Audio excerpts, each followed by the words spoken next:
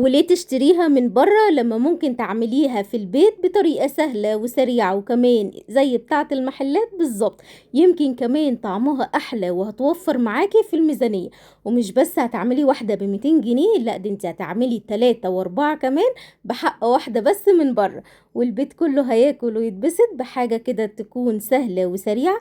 تعالي أقول لِك على العجينة بتاعتها إزاي تبقى هشة معاكِ وطعمها حلو زي بتاعة برّه، مش إسفنجية خالص ولا أي حاجة، وإزاي كمان الجبنة تمُط معاكِ بالطريقة ديّة.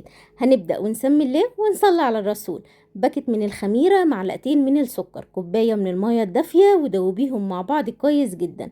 انزلي عليهم بقى بمعلقتين هرميين من الدقيق، المعلقة العادية خالص اللي بناكل بيها نحط منها معلقتين، يعني بمعدل كده ممكن نقول نُص كوباية دقيق، وقلّبيهم مع بعض بالشكل ده. اركنيهم بقى على جنب وهاتي معاكِ طبق، والطبق هنحط فيه بقى الدقيق.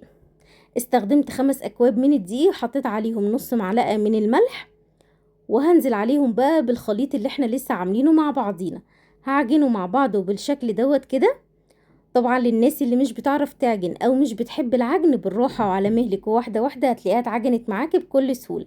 هازوّد كمان نُص كوباية مَيّة على الطبق اللي أنا كنت مخمّر فيه الخميرة، تمام كده، وهاعجنها. في الوقت دوّة هاحط نُص كوباية من الزيت، نقدر نقلل الزيت ونخلّيه ربع كوباية ما فيش مشاكل، نقدر نستبدله بمعلقتين سمنة.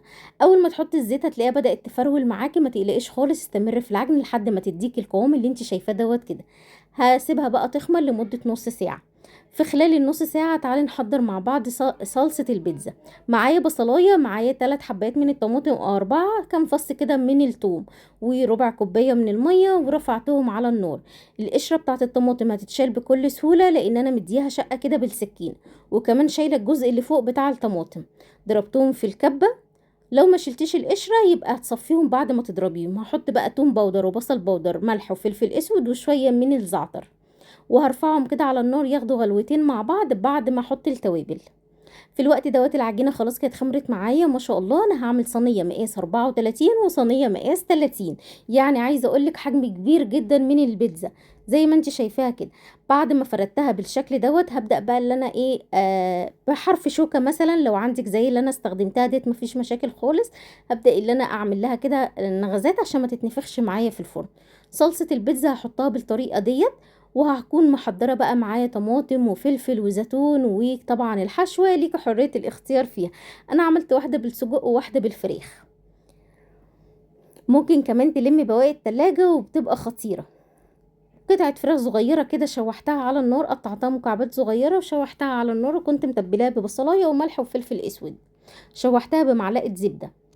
في الوقت دوّة أحط الزيتون وأحط الجبنة الموتزاريلا. أهم حاجة وأنتِ بتحطي الجبنة الموتزاريلا تكون سايحة خالص، ما ينفعش تحطيها مجمدة.